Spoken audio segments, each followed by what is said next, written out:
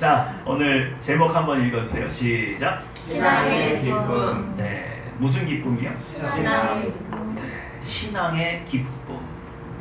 여러분이 하나님이 계셔서 또 내가 누군가에게 하소연할 수 있어서 아멘. 또 누군가가 그 능력 있는 분이 나의 작은 신음소리에도 귀를 기울여 주셔서 아멘. 그래서 모든 사람들이 다 실망하고 낙심하고 좌절할 때라도 우리는 소망 둘 것이 있어서 또 이 땅에서 우리가 죄인이지만 죄를 많이 짓고 살았지만 예수 그리스도로 살아갈 수 있는 인생 2회차를 얻을 수 있어서 아멘.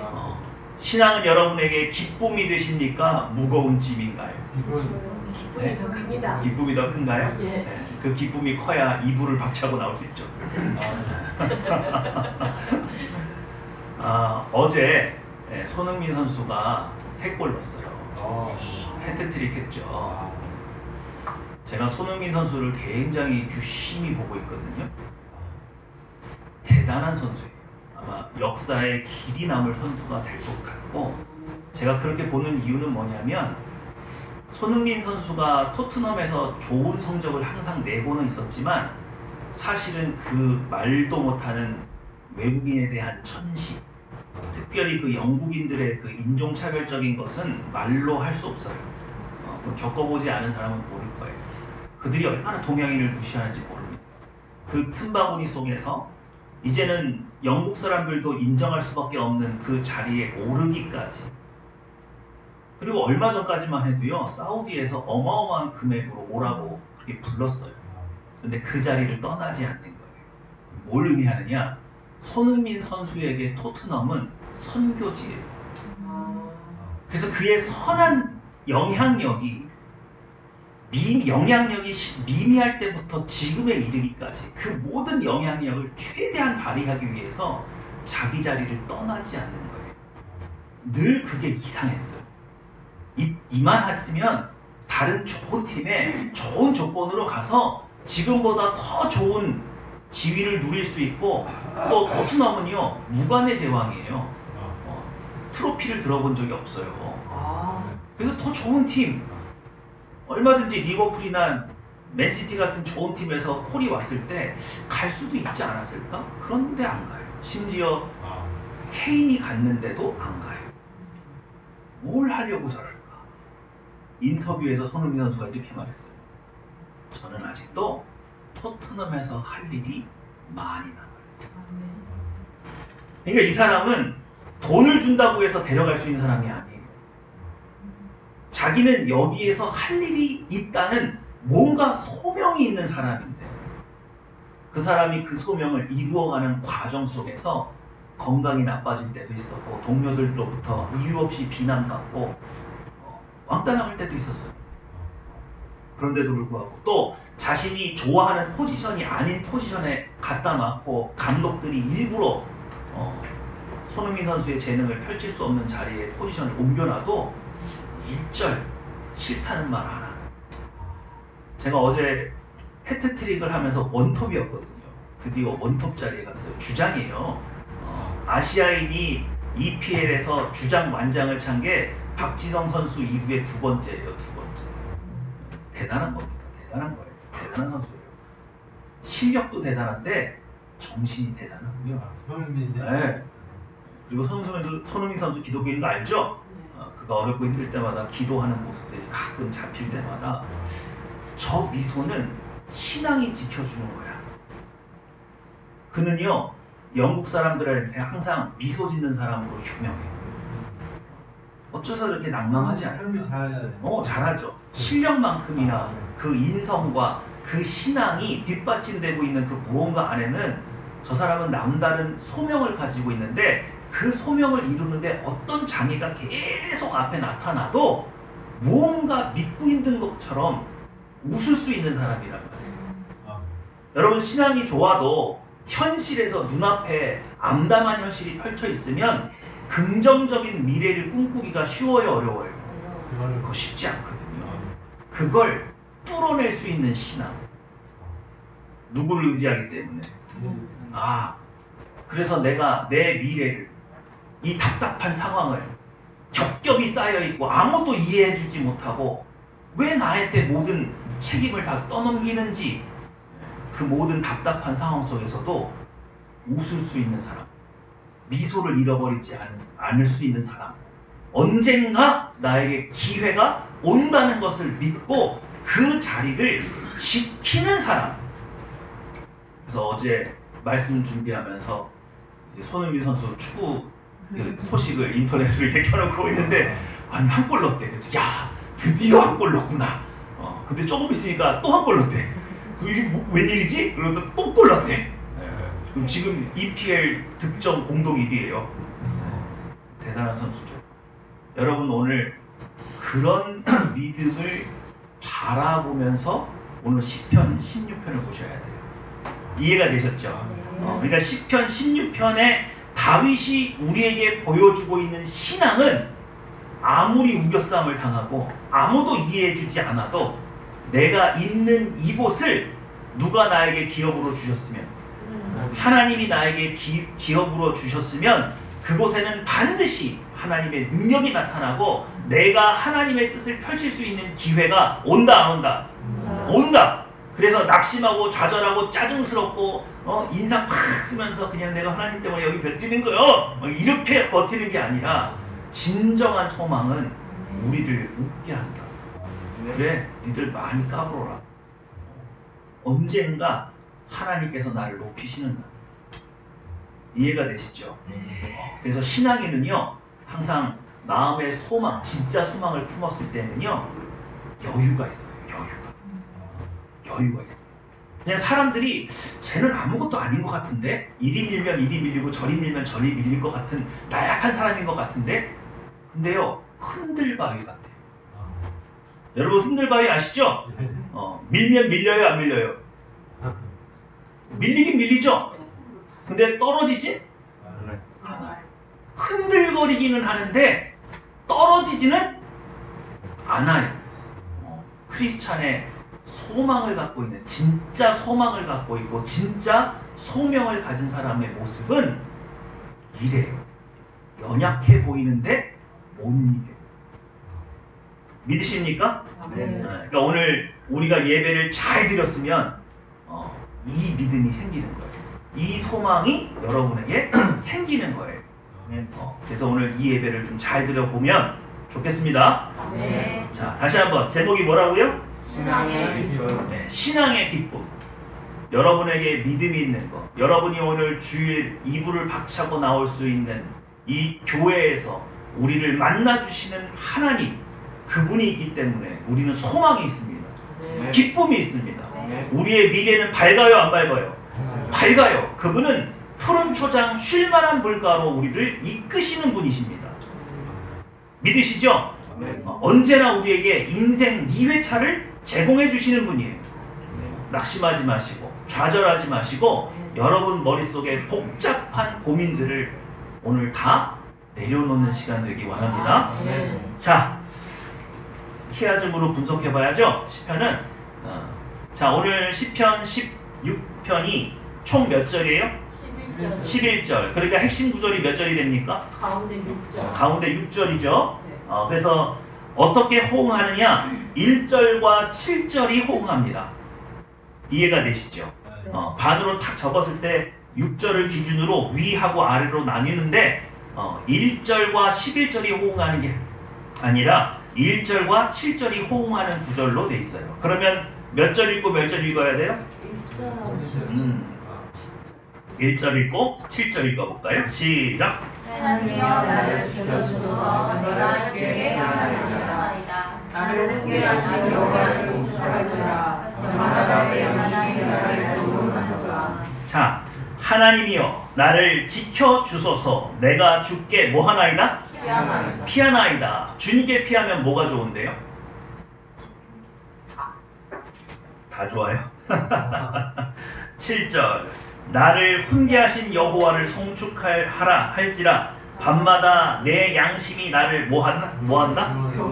예, 하나님께 피해서 좋은 거, 하나님께서 직접 밤마다 나를 만나 주셔서 그의 지혜와 그의 능력으로 나를 올바른 길로 뭐 해주시는 거예요? 인도해 주셔서 내가 넘어지거나 이탈하지 않고 상대방의 속임수에 속아 넘지 않도록 나를 지도해 주신다.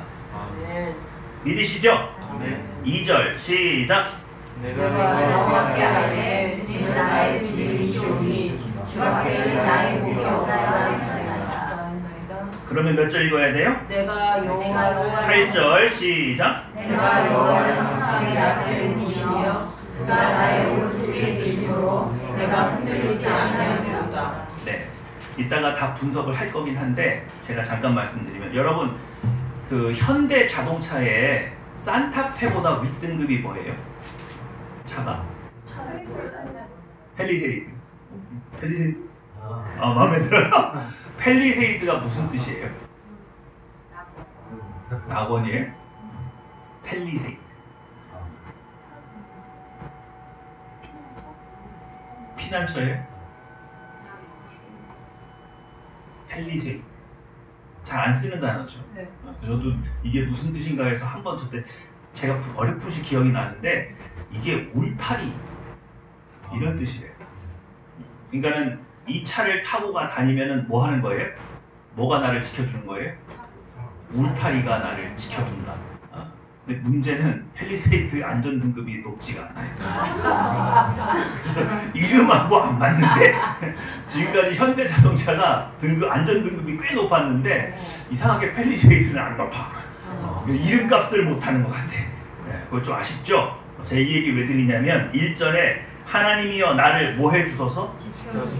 이 지켜달라고 하는 이 히브리어 단어가 하나님께서 나의 울타리가 되어주소서 이 뜻이에요.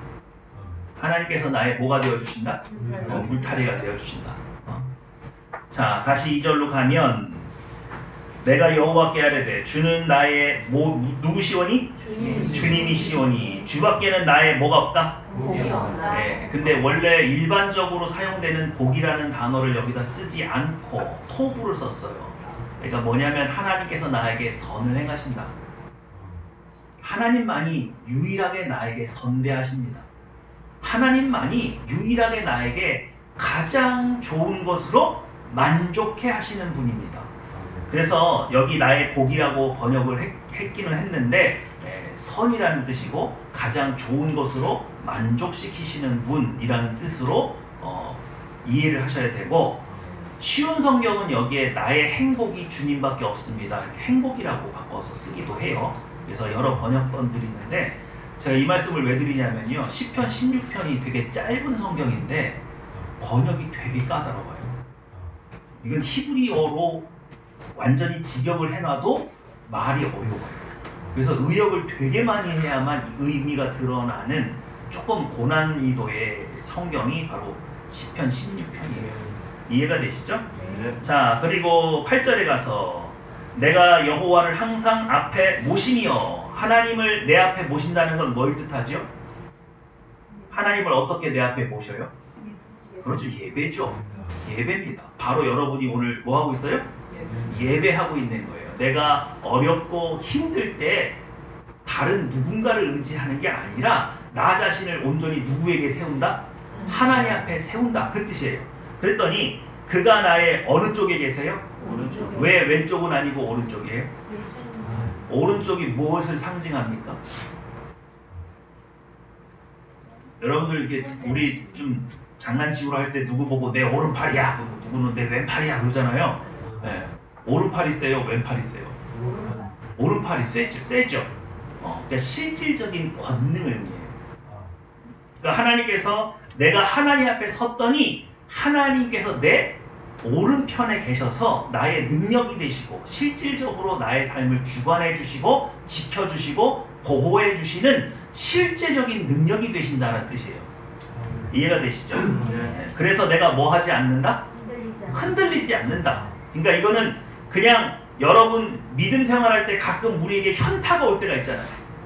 예배드리고 기도할 때 너무 기쁘고 좋은데 현실로 돌아왔을 때 아무것도 이루어진 것 같지 않아서 막 괴롭고 막 다시 낙심하고 좌절이 올 때가 있잖아요. 그 낙차가 너무 크잖아요. 예배드릴 때의 현실과 영적인 현실과 눈앞에 펼쳐져 있는 현실이 굉장히 맞지가 않아, 눈높이가 맞지 않아서 굉장히 괴리감이 느낄 때가 있단 말이에요. 막 롤러코스터를 타는 것 같단 말이에요. 그런데 다윗은 영적인 현상이 바로 삶 가운데 능력으로 나타나는 것을 체험하고 있다라고 고백을 하는 거예요.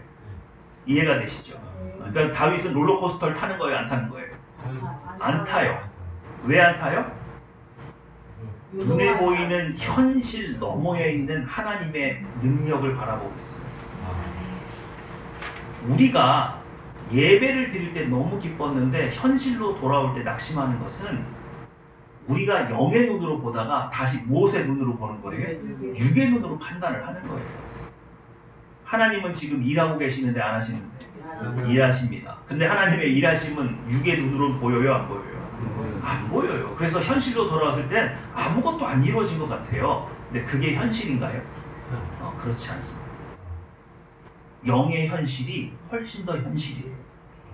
그것을 우리가 믿음으로 지킬 수만 있다면 하나님은 반드시 우리를 실망시키거나 낭망시키지 않을 능력과 지혜가 있는 분이세요. 자, 3절 시작. 땅에 있는 성도들은 존귀한 자들이 나의 모든 즐거움이 되리이다. 9절. 이러므로 나의 마음이 기쁘고 나의 영도 즐거워하며 내 육체도 완전히 살리니. 네, 2절과 3절은요. 2절은 영적인 상황을 의미하고요. 3절은 육적인 상황을 의미하는데 내가 영적인 상황이 하나님 앞에 올바르게 되면 이 땅에서의 나의 삶도 즐거움으로 가득 차요. 믿으시죠?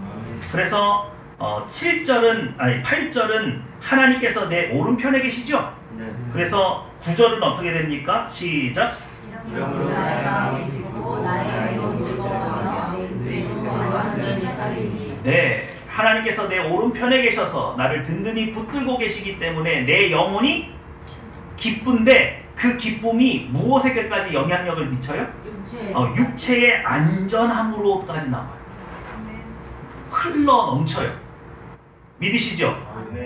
그러니까 여기 영적인 상황과 육적인 상황을 나누어서 표현한 거예요. 그러니까 영적으로 임한 하나님의 은혜는 단순히 영적으로만 머물지 않고 반드시 나의 현실 세계 속에서 능력으로 나타난다, 안 나타난다? 나타난다. 그런데 문제는 그걸 자꾸 뭐해요?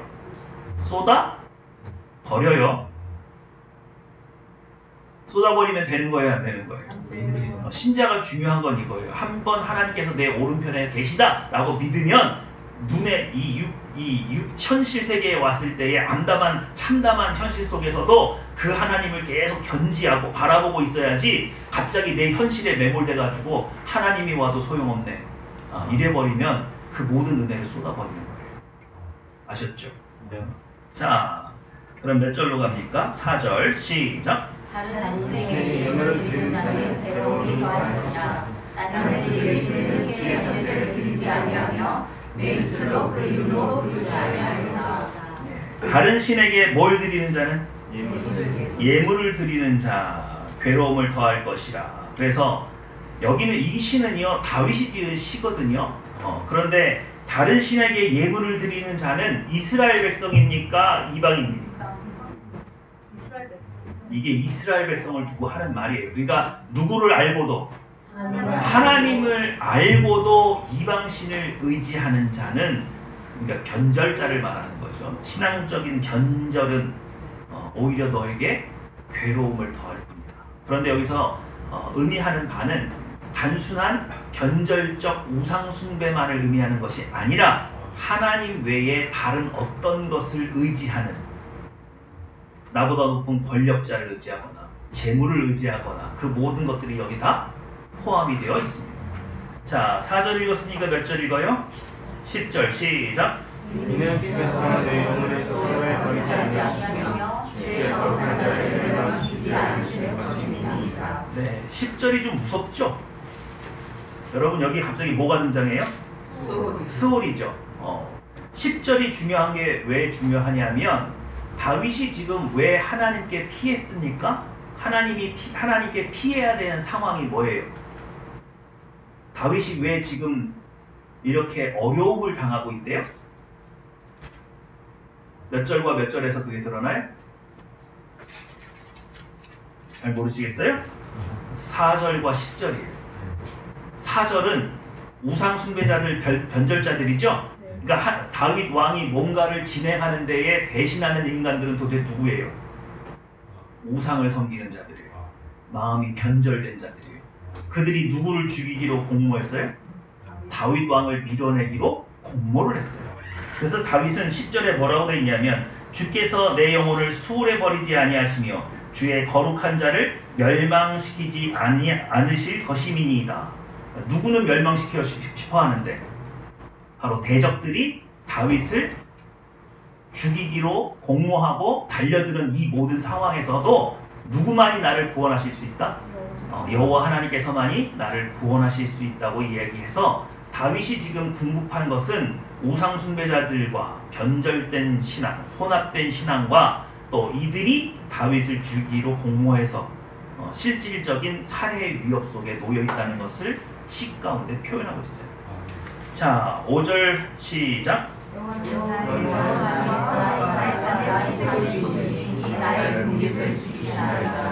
11절. 주께서 생명의 내게 배우시니 주의 앞에는 충만한 기쁨이 있고 주의 오른쪽에는 영원한 즐거움이 있나이다. 네, 오늘 지금 간단하게 훑었는데 여기 중요한 포인트는 조금 이따 다시 나올 것 같긴 한데, 자, 몇 절이 제일 중요하다고요? 6절이죠? 6절 한번 읽어보세요. 시작. 내게 줄로 되었던 지역은 그 아름다운 것에 있으며 나의 이름이 실로 아름답도다. 네, 왜 이게 중요해요? 다윗이 지금 하고 싶은 얘기가 6절에 다 들어있거든요. 6절은 우리에게 뭘 보여줍니까? 소망. 또 확신이 있어요. 내게 줄로 재어준 구역은 뭐예요?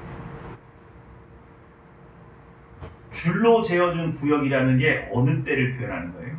옛날에 그렇죠. 옛날에 언제? 그 요단강 넘어와가지고 그렇죠. 서울 12지파들이 그렇죠. 줄로 재어서 줄로 됐죠? 네. 그때 누가 줄로 됐어요? 여호수아가. 여호수아가 각 지파에 땅을 배분할 때 네. 줄로 재어서 경계를 세워서 네. 다른 지파가 넘어오지 못하도록, 그리고 본인의 분깃으로 만족할 수 있도록 딱 자로 재어서 다른 지파가 가져가지 못하게끔 반드시 누구의 것으로, 오직 나와 내 자손만 누릴 수 있는 기업으로 준 것, 그걸 상기시키는 표현이죠. 그래서 줄로 재어준 구역은 아름다운 곳에 있으며 나의 기업이 실로 아름답도다. 그래서 오늘 이 표현을 이해를 해야 돼요. 근데 이거 쉽진 않습니다. 시편 16편이 짧은데 쉽지 않아요. 근데 쉽지 않은 걸 하나님이 우리한테 왜 말씀으로 이번 주에 주셨어요? 중요하니까. 뭐가 중요하니까? 우리들한테도 분깃이 있다. 그래요. 분깃이 있어요. 여러분이 신앙의 기쁨을 회복한 자에게는 반드시 상급이 있습니다. 믿으시죠? 오늘 여러분의 마음을 하나님은 위로하시기 원하시고, 오늘 하나님은 여러분의 마음속에 어떤 고통이 있든지 어떤 고난이 있든지 그것을 이기고도 남는 하나님의 기쁨을 보여주고 싶고, 그래서 여러분을 회복시켜주고 싶으신 거예요. 오늘 그 회복에 여러분이 좀 들어갔으면 좋겠습니다. 자, 호응구의 유의사항 1절하고 7절이 호응한다고 그랬죠? 1절에서 주의사항 시작. 나를 지켜주소서. 계속 읽으세요. 네. 내가 주께 피하노라. 내가 주께로 피했습니다.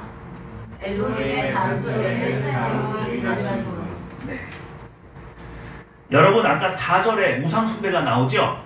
그래서 그런지 모르겠는데 1절에 원래 시편에서 잘 사용하지 않는 문법이 나와요. 그게 뭐냐면 하나님을 표현할 때 다 엘로힘을 쓰거든요. 그런데 여기 하나님이여 나를 지켜주소서 할 때 이 하나님은 엘이에요. 엘. 단수를 썼어요. 그게 뭘 의미하느냐? 다윗 왕은 유일하신 하나님 앞에 지금 서 있는 거예요. 그래서 다른 신을 찾아다니는 그들과 나를 구별하고 내 유일신 사상, 나를 구원하시는 유일한 나의 능력이 되시는 유일한 분, 그래서 단수를 사용하고 있다. 또 하나, 하나님이 나를 지켜준다는 게 아까 뭐라고요? 울타리가 되어주신다 그랬잖아요. 그리고 또 재밌는 거는 내가 여기서 우리 시편에는 내가 주께 피하나이다 라고 해서 현재형으로 돼 있는데 원래 문법상에 의하면 이미 피한 거예요. 그래서 과거형으로 해석해야 돼요. 그러니까 다윗은 이미 문제가 발생했을 때 벌써 누구에게로 가 있어요? 하나님에게 가 있어요. 그리고 하나님 앞에 서 있는 것을 마치 내가 뭘 쳐 있는 것처럼 울타리에 양이 들어가 있는 것처럼. 여러분, 목동이 울타리에 양을 넣을 때가 언제예요? 풀 다 뜯고 먹고 배불리 먹고 밤에 이제 쉴 때. 네. 그리고 이제 늑대나 사자나 곰의 습격으로부터 뭐 하기 위해서? 보호하기 위해서죠. 그러니까 다윗 스스로가 목동이었기 때문에 하나님에게 대해 뭐라고 요청하냐면 당신이 나의 울타리가 되어주세요. 그렇게 말한단 말이에요. 굉장히 다윗한테는 와닿는 표현이겠죠. 우리가 이게 목동 생활을 안 해봐서 별로 그렇게 와닿지 않을 수 있는데 양이 울타리에 들어가 있는 것만큼 안전한 곳은 없어요. 근데 이 울타리는 눈에 보여요? 안 보여요? 안 보여요. 안 보여요. 그런데 다윗은 하나님 앞에 나를 세워서 하나님이 나를 만나주시는 것 그 자체로 울타리에 들어가 있는 것 같은 평안을 누리는 거예요. 이거는 평소에 하나님과 긴밀한 교제가 있는 사람만 느낄 수 있는 것이고 실제로 나의 위기 상황 속에서 하나님이 능력으로 지켜주셨던 걸 경험해 본 사람만 고백할 수 있는 고백이에요. 믿으시죠? 다윗이 이 하나님이 울타리가 되어주시는 하나님을 어떻게 만났습니까? 믿은 거예요. 뭘 믿었어요? 하나님은 눈에 보이지 않으나 분명히 나를 지켜주신다 안 지켜주신다. 수없이 살해의 위협 속에서 다윗은 이것을 체험해서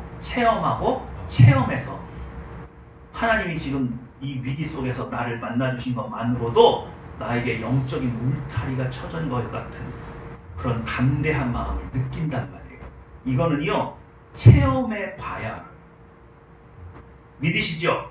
오늘 여러분이 이 시편의 고백으로 하나님, 다윗 왕이 누렸던 하나님이 나의 울타리가 되어주신다는 이 능력, 지금 나는 공고하고 지금 나를 공격하는 사람들이 너무 많고 나는 여러 가지로 연약해져 있는데 하나님이 나의 울타리가 되어주셔서 저를 지켜주시는 것을 제가 체험케 해주셔서 저도 다윗처럼 하나님이 나의 울타리가 되어주신다고 고백할 수 있는 믿음을 허락하여 주시옵소서.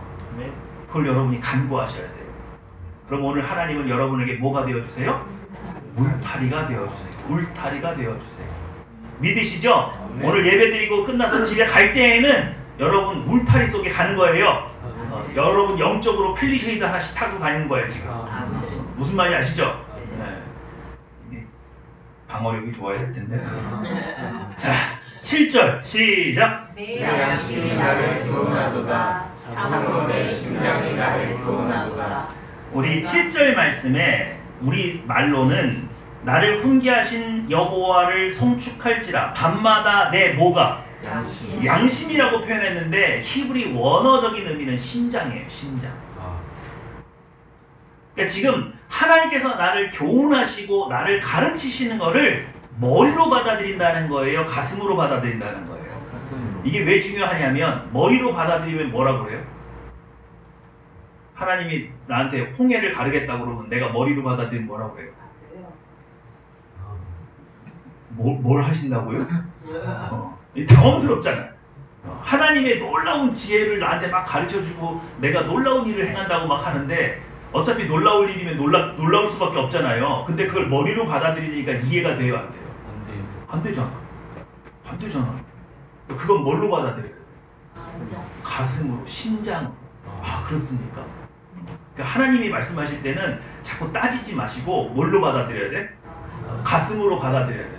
아니 이해가 안 되는데요? 그게 어떻게 가능해요? 이러면 안 되고 아 그렇습니까 하나님? 아 그렇죠 하나님이 그런 능력이 있으시니까 그렇게 하실 수 있겠네요. 이렇게 받아들여야 된다는 거예요. 그래서 심장이 나를 교훈한대요. 또 심장이 뜻하는 건 양심이에요. 그러니까 내가 빗나가 있거나 잘못된 마음을 가지고 있는 것을 하나님께서 내 마음에 선한 양심을 새롭게 해주셔서 나를 다시 뭐 하는 거예요? 돌이키시는 거예요. 이해가 되시죠? 그러니까 매일 밤 다윗은 이런 교제를 나눠요. 멋있죠? 네. 근데 제가 이런 교제를 나눈 누구를 우리는 알고 있어? 데이비드 브레이너드. 데이비드 브레이너드의 책을 보면 정말 다윗만큼 하나님 앞에 나아간 사람이 존재하는구나. 정말 정교해요. 내 안에 있는 육체의 본성이 말하는 소리, 하나님의 은혜로 감사하는 내 세본성의 소리, 사탄의 유혹, 또 하나님의 지엄하신 명령, 이런 것들이 막 드러나요. 거기에 막 범벅이 돼서 이게 하나님의 성인가? 이게 내 육신의 소리인가? 헷갈리는 부분이 전혀 없고 마치 유체 이탈을 해가지고 밖에서 자신을 다시 들여다보고 있는 것처럼 정교하게 자신의 마음의 변화, 육체의 본성이 어떻게 반항하는지 그 모든 걸 다 기록해놨어요. 바로 그런 거예요. 밤마다 이런 교제가 다윗 왕에게 있었던 거죠. 자, 2절 시작. 주 밖에는 나의 복이 없다. 주 밖에는 나에게 어떤 선도 없습니다. 가장 좋은 곳으로 만들어주시kim, 항상 거짓없는 서로 만나주심. 네. 여러분, 우리가 사람들을 이렇게 대할 때 참 내 앞에서는 웃고 있잖아요. 근데 속은 어때요? 시커먼 생각을 가지고 있을 수 있죠. 네. 그럼 내 마음이 어때요? 그들 앞에서 웃을 수 있나요? 아니, 모를 때는 나도 희희낙낙하고 웃을 수 있죠. 근데 그게 안 되는 거예요. 제가 손흥민 선수 보고 놀랬다고 그랬잖아요. 사실상 손흥민 선수가 앞으로 나가지 못하도록 막고 있는 건 케인이었어요. 그리고 이번에 주장으로 발탁될 때 가장 마지막까지 주장을 반대했던 건 다이어예요. 근데 우리나라 왔을 때 손흥민 선수가 제일 지극정성으로 해줬던 사람 중에 하나가 요리스하고 다이어예요. 손흥민 선수가 제일 많이 대접하고 가장 가깝게 지내려고 노력했고, 방송 촬영할 때는 다 같이 웃고 있고 잘한다고 그렇게 해놨어요. 근데 속으로는 손흥민이 주장이 되면 안 된다. 영국인의 자존심이 있지. 어디 동양인이. 그런 게 드러나요. 그럼 손흥민 선수는 바보라서 그냥 순진해서 그냥 그렇게 대우해주는 거예요? 아니라니까요. 그걸 다 알고 있는데도 선을 베푸는 거예요. 쉽지 않아요. 내 앞에서 웃고 있는 사람이 속으로 시커먼 생각을 하고 있고 나를 모함하고 나를 한정짓고 내 길을 막고 있는데도 그 사람 앞에서 내가 웃으면서 선을 베풀 수 있는 그 용기, 그 인내, 대단한 거죠. 다윗은 밤마다 그런 하나님을 만났어요. 고백하는 거예요. 하나님만이, 제가 인생을 살면서 오직 당신만이 나에게 언제나 선을 베푸시고 언제나 가장 좋은 것을 내게 허락하시는 분. 네. 나는 그렇게 하나님을 알고 있어요. 네. 이해가 되시죠? 네. 그 표현이 여기 들어왔어요. 자, 8절 시작. 위기 속에 하나님 앞에서 무릎 꿇는 실질적인 도움 능력이 되시니. 여러분, 내가 진실로 하나님을 믿는지, 내게 하나님 외에 다른 어떤 우선순위도 주지 않고 나에게는 오직 하나님밖에 없다라고 여러분이 정말로 고백하는지는 평소에 알 수 있는 게 아니에요. 위기의 순간 속에 나와요. 내가 누구를 가장 먼저 찾는지. 그죠? 전화 딱 해가지고 누구 딱 찍는지 보면 아는 거죠. 그죠? 그래서 그 자리에서 무릎 꿇고 하나님 앞에 기도하는지, 나를 도와줄 친구들한테 전화를 돌리는지를 딱 보면 아는 거잖아요. 근데 다윗은 위기 속에서 누구 앞에 섰어요?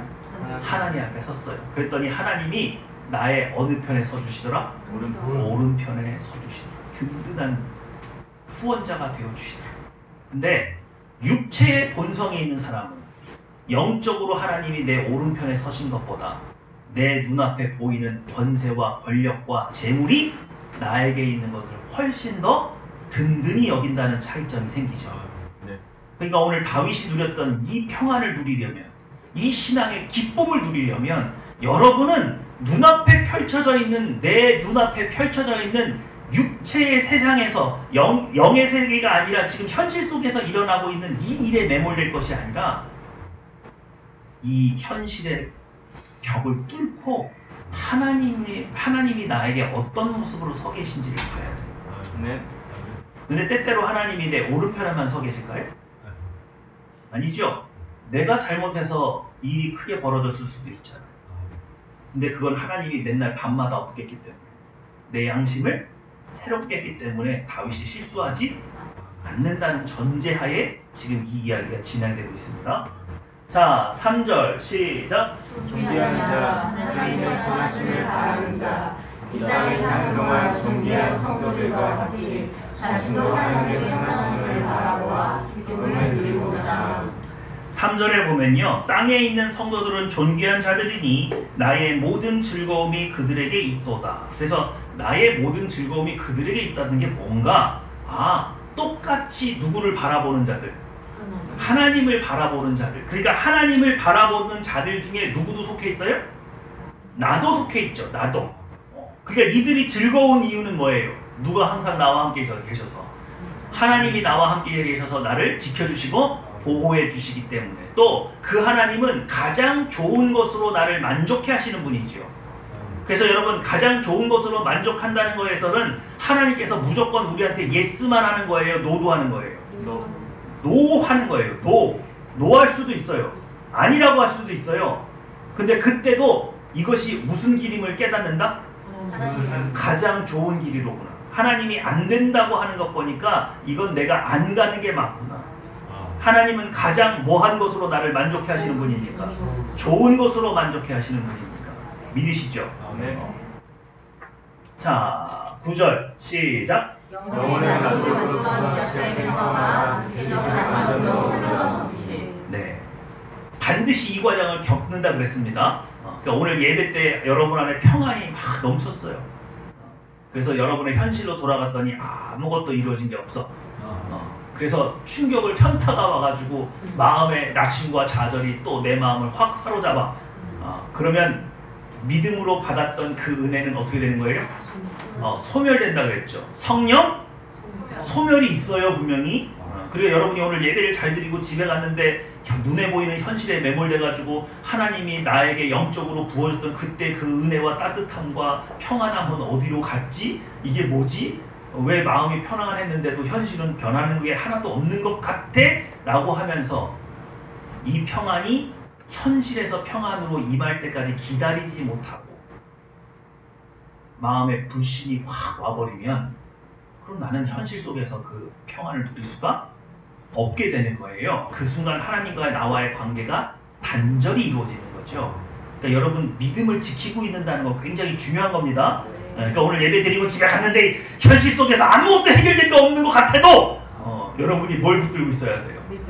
오늘 예배 때 있었던 하나님의 그 위로하심과 그 나를 붙드시는 그 평안함을 붙들고 계세요. 그리고 막 현실에서 막 일하다 보니까 어느 날 나도 모르게 또 잃어버리면 된다고요, 안 된다고요?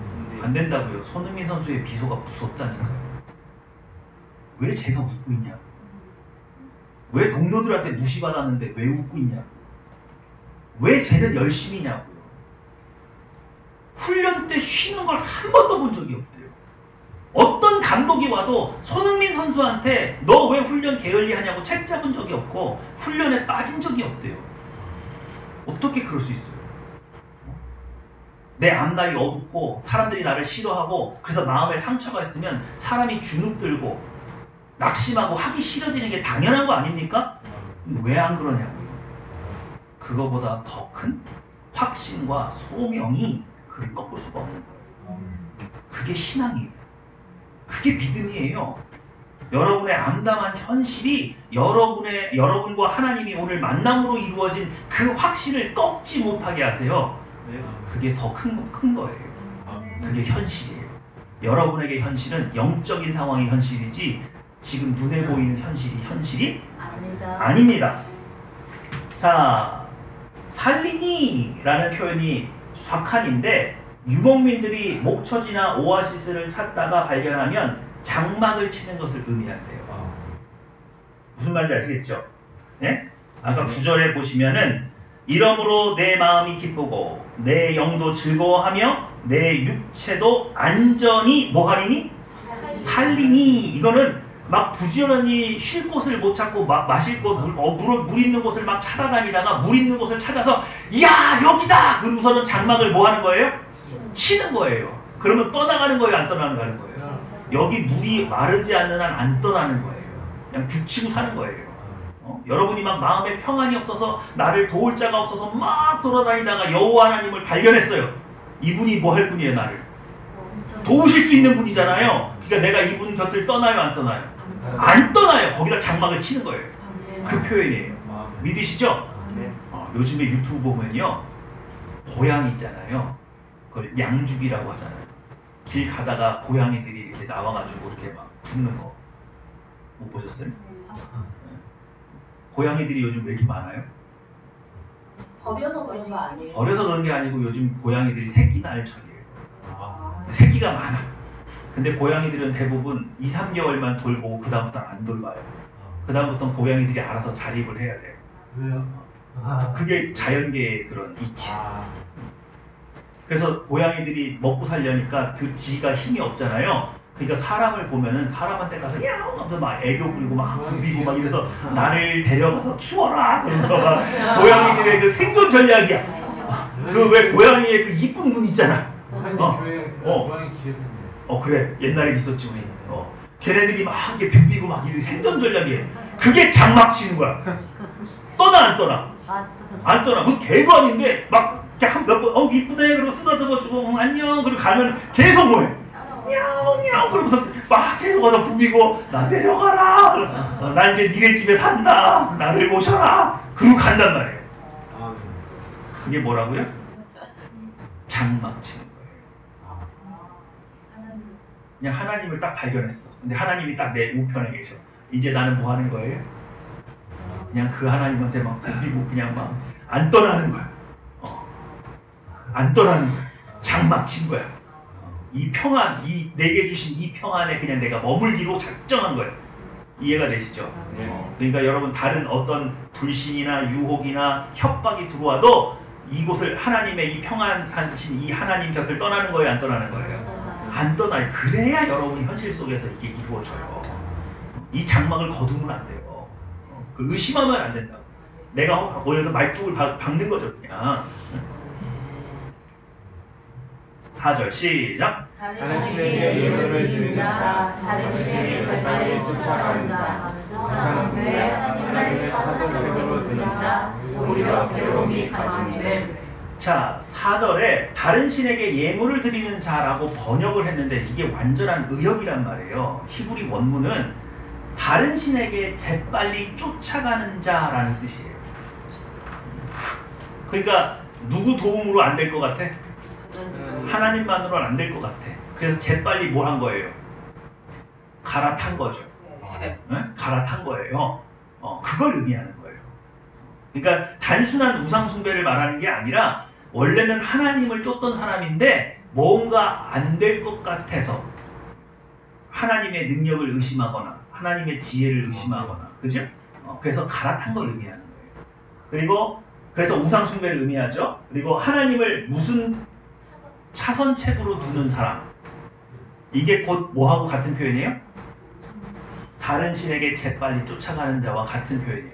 하나님을 차선책으로 두는 거예요. 내가 이 사람한테 해보고 안 되면 기도하지. 이러면 벌써 차선책이 되는 거죠. 이해가 되세요? 네. 하나님은 우리에게 2순위로 영광 받으실 분이에요? 항상 1순위예요? 여러분이 하나님을 예배한다는 건 하나님은 1순위라는 거예요.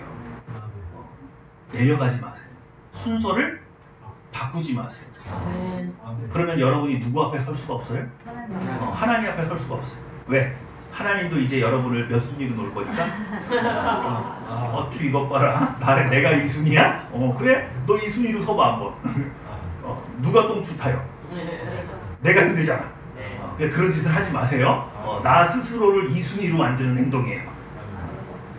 자, 그런 사람들은 오히려 괴로움이 가중될 것은 다른 신은 능력이 있다고요? 없어요. 그런 신은 이 땅에 존재하지 않아요. 여호와와 같은 신은 이 땅에 존재하지 않습니다. 10절 시작. 다윗은 지금 자신의 죽음의 세계로 들어갈 용기를 찾았음을 요청합니다. 다윗의 부활신앙. 10절이요. 굉장히 오묘한 데가 있는데 우리 10절 한번 볼까요? 다시 한번.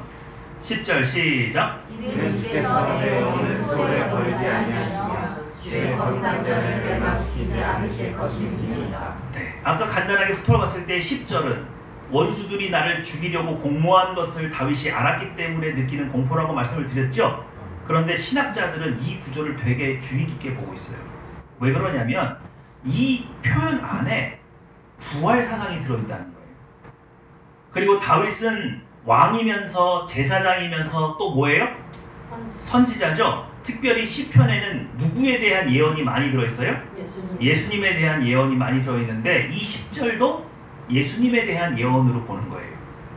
그래서 다윗이 가지고 있던 이 부활 신앙 자체가 하나님께로부터 온 계시의 일종이다 라고 신학자들은 평가를 하는 겁니다. 그래서 여러분 16편 10절을 읽을 때 이는 주께서 내 영혼을 수월에 버리지 아니하시며 주의 거룩한 자를 멸망시키지 않으실 것임이니라, 이 표현을 그저 악한 자의 나를 죽이려고 하는 사회의 계획에서 나를 지켜주시고 보호하신다 그것만 생각하는 것이 아니라 실제로 다윗은 죽임당할지라도 하나님께서 나를 살리실 거라는 부활 상상을 가지고 있는 것으로 평가해요.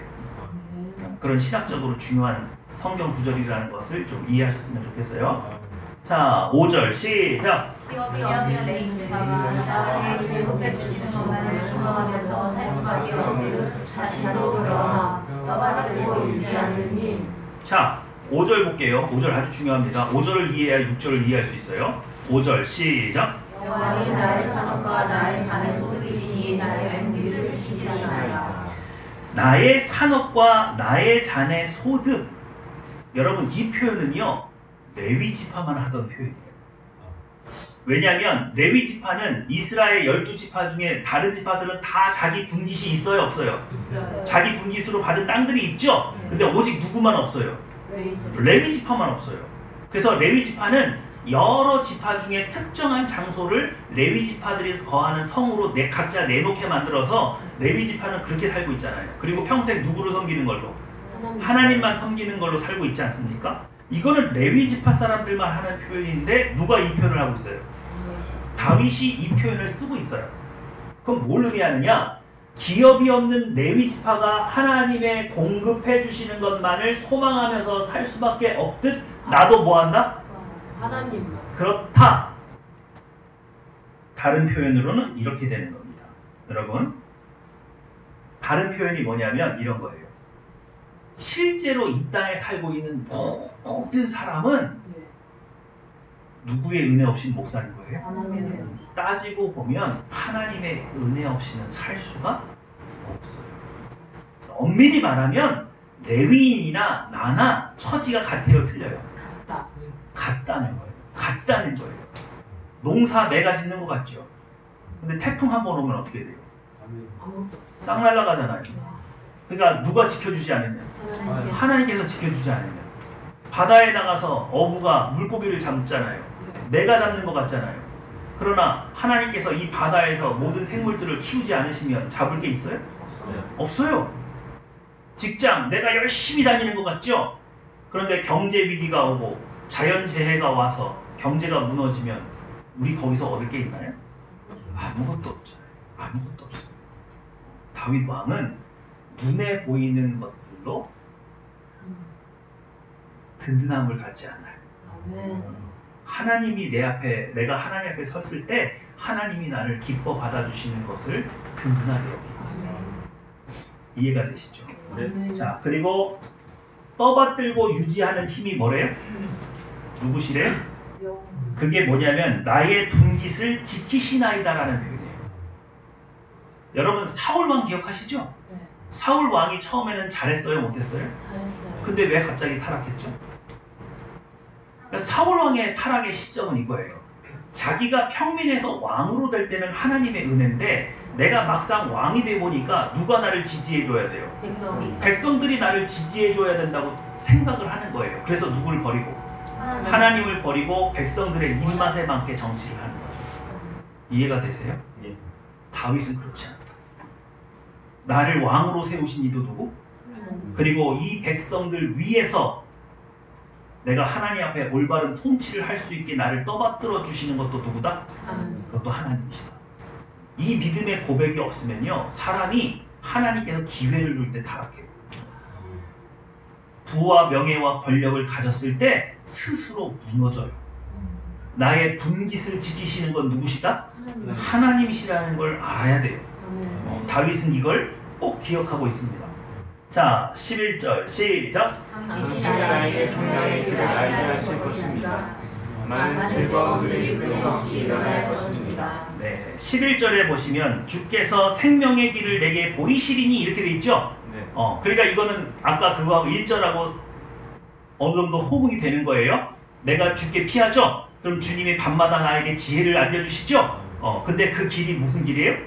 생명의 길로 나를 살려주시는 길로 나를 인도하신다. 그죠? 근데 그것뿐만이 아니라 주 앞에는 충만한 기쁨이 있고 주의 오른쪽에는 영원한 즐거움이 있나이다 라는 이 표현이 뭘 의미하냐면 많은 즐거움이 끊임없이 일어날 것이래요. 끊임없이 일어난대요. 끊임없이 일어난대요. 단회적인 사건이 아니라 끊임없이 그럴 거래요. 그래서 그러니까 빨간색으로 해놨어요. 여러분 이게 오늘 시편 16편이 여러분에게 주는 위안이에요. 시작. 언제나 고난보다 더 큰 은혜와 보호하심. 언제나 뭐보다? 고난보다 뭐가 더 크다? 은혜가 더 크다. 여러분 머릿속에 꼭 기억하세요. 다윗이 붙들고 있는, 다윗이 매일 밤 하나님과 교제하면서, 또 우리는 지금 다윗처럼 생명의 살해의 위협 속에 살고 있는 건 아니잖아요. 여러분 요즘에 막 칼 들고 막 묻지마 살인하니까 무서워요, 안 무서워요? 무섭죠? 다윗이 살았던 시대는요, 이만한 칼을 그냥 누구나 다 차고 다니면서 막 죽이고 다녔던 시대예요. 살해의 위협이 실제 있었단 말이에요. 근데 다윗이 뭐라고 그런다고요? 언제나 내가 겪어보니까 언제나 내게 허락하신 고난보다 은혜가 훨씬 더 크더라. 아멘. 훨씬 더 크더라. 아멘. 오늘 다윗이 자신의 전생애를 통해서 우리 믿는 우리들에게 즐거움, 기쁨을 되살리기 위해서 이 시를 통해서 여러분들에게 꼭 보여주고 싶은 그림이 있어요. 언제나 하나님이 여러분에게 허락하신 고난보다 기쁨이 더 크다. 은혜가 더 크다. 그러니까 우리 소니가 맨날 이렇게 웃고 다닐 수 있는 건 뭐 때문에 그래요? 내가 받은 멸시와 천대보다 나중에 받을 뭐가 더 크다? 영광이 더 크다. 어떤 영광을 누리는지 한번 보자. 저 친구가 그 시련과 고난과 멸시를 받고도 토트넘에 남아서 도대체 뭘 이루려고 했는지 한번 보잔 말이에요. 나중에 영국 사람들이 손흥민에 대해서 뭐라고 하는지 보잔 말이에요. 그게 믿음이에요. 그게 진짜 소망이 있는 사람이에요. 소망을 진짜로 가지고 있는 사람, 깨끗한 소망을 가지고 있는 사람은 짜증내고 하나님 앞에 매일 원망하고 투덜하면서 그 자리를 지키고 있는 게 아니라 이 고난보다 더 큰 은혜를 바라보면서 도대체 나한테 얼마나 큰 은혜를 베푸시려고 이렇게 고난을 주신지 모르겠어. 이렇게 좋아요, 나빠요? 아유, 나 이게 아주 내가 다른 사람보다 고난을 많이 받는 거 보니까 아유 크게 쓰시겠어 그냥 아주 그냥. 얼마나 크게 쓰시려고 그냥. 그래서 이제 마음에 기쁨으로 항상 소망을 가지고 있는 거죠.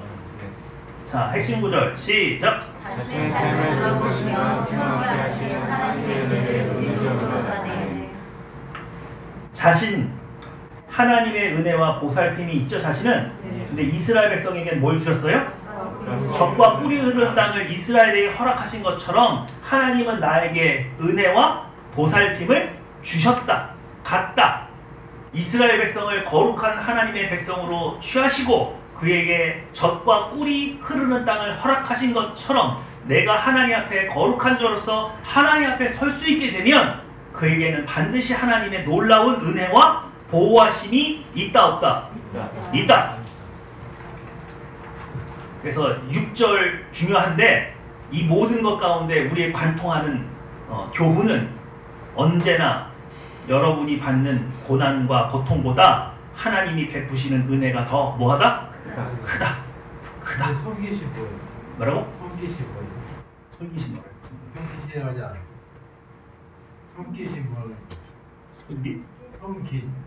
손깃? 아는데? 미안해. 내가 발음이 샜나봐. 오늘 주제. 신앙은 기뻐요, 슬퍼요? 근데 여러분이 신앙을 가지고 있는 게 때때로 무거운 짐처럼 느껴지고 신앙을 가졌는데도 행복하지 못하고, 그죠? 그 이유는 뭡니까? 옛 본성이 개입하기 시작하면 그 모든 게 망가져요. 시작. 먼저 하나님께 피하지 않은 천천으로 둔 눈에 보이는 도움의 손길을 선택 든든히요 세상 사람들이 즐기는 것을 부러워함 성공할 수 있다면 당황주의로 상관없음 나의 성취를 유지하는 것은 내 노력과 의욕과 권력 하나님 가운데 있는 영광과 부탁과 오라함 하나님 나라가 떨어지지 않고 확실한 능편이 필요 내 소망보다 이 땅에서 믿는 것이 중요. 이게 옛 본성이에요. 죄를 따르던 내 안에 남아있는 습성이에요. 나는 정신 차리지 않으면 이 생각에 휩쓸려요. 하나님보다 더 손쉬운 방법이 있었으면 좋겠어요. 하나님처럼 눈에 보이지 않는 게 아니라 눈에 보이는 확실한 내 힘이 뭔가가 있었으면 좋겠어요. 여기에 휘둘리면 신앙은 하고 있는데 기쁘지가 않아요. 괴로워요. 나는 항상 남들보다 뒤처지고 있는 것 같아요. 하나님이 내게 뭔가 열매를 드러내시기 전까지 기다릴 수가 없어요.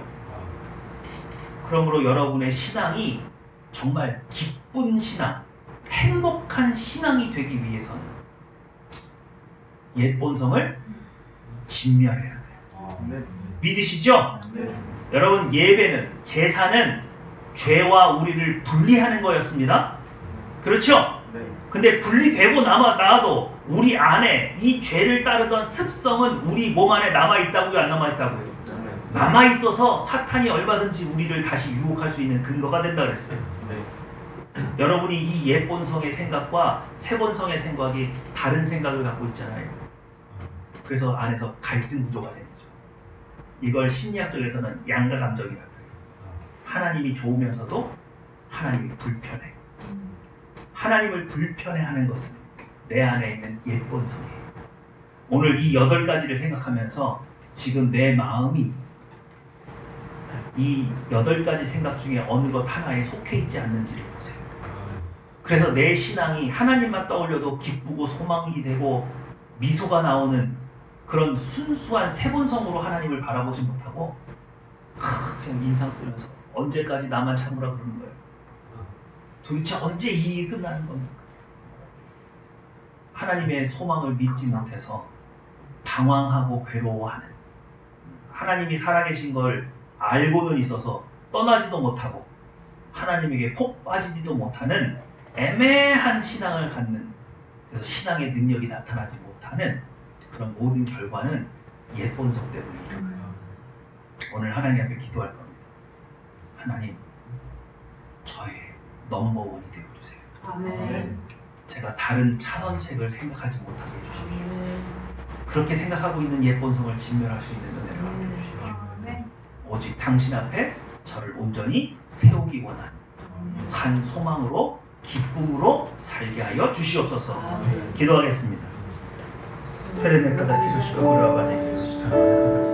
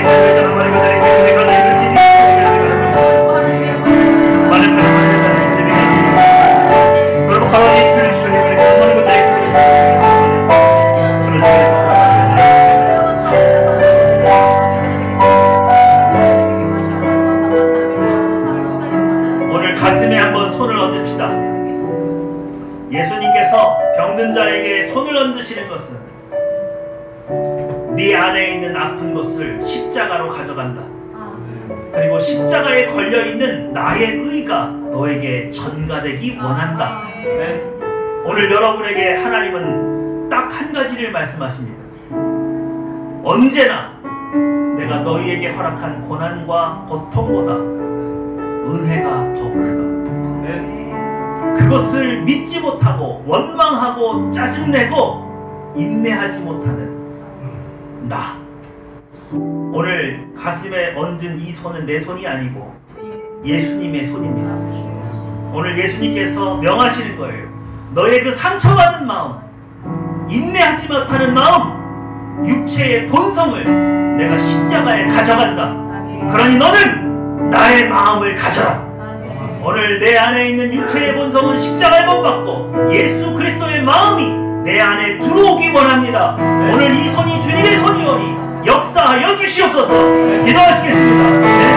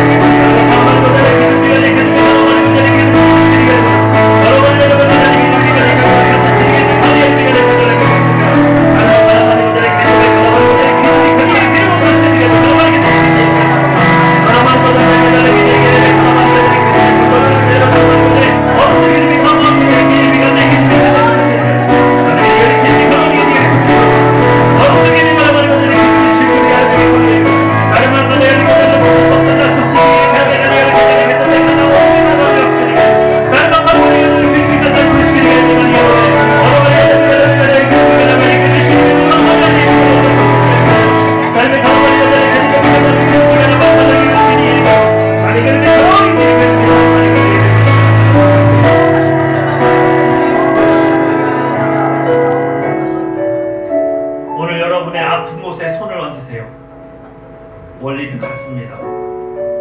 나의 연약함을 십자가로 가져가시고 예수 그리스도의 의로우신 온전하심이 오늘 나에게 덧입기 원합니다.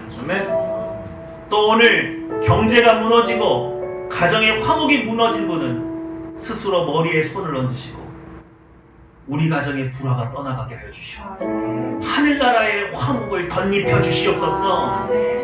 나에게 허락하신 가업이, 기업이 회복되기 원합니다. 나에게 열매가 있게 하여 주시옵소서. 기도하시겠습니다.